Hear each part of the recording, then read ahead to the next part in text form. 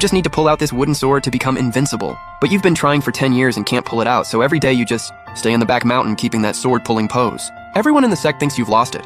Can't believe the former genius turned out to be a total idiot.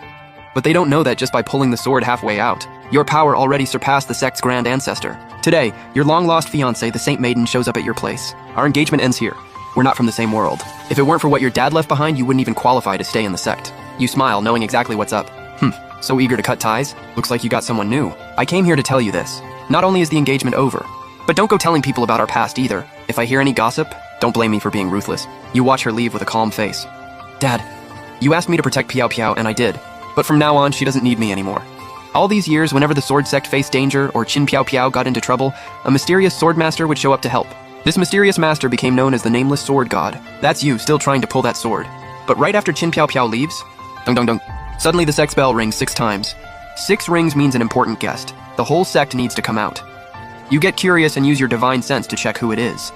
Empress Fuyao? How did she find this place? Empress Fuyao is one of the 4 beauties of the southern region, and a martial saint first layer, an absolute powerhouse. In the southern region, she's basically a legend. She normally doesn't get involved in cultivation world affairs and spends most of her time in closed-door training. Empress Fuyao visiting 10,000 Sword Sect today? The only reason you can think of is that she's here for you. Because a few years ago, there was a solar eclipse in Blue Province. Empress Fuyao's cultivation method was special. The celestial event made her power drop to mortal level.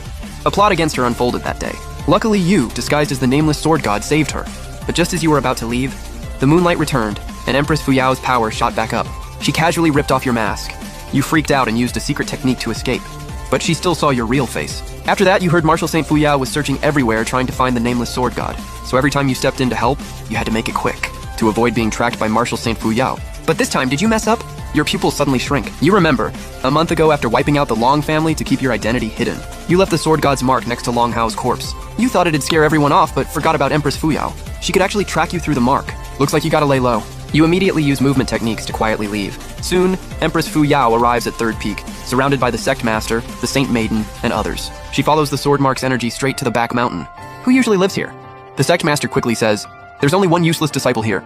Empress Fuyao obviously doesn't buy it, so her terrifying aura covers the entire back mountain. "Nameless, I know you're here.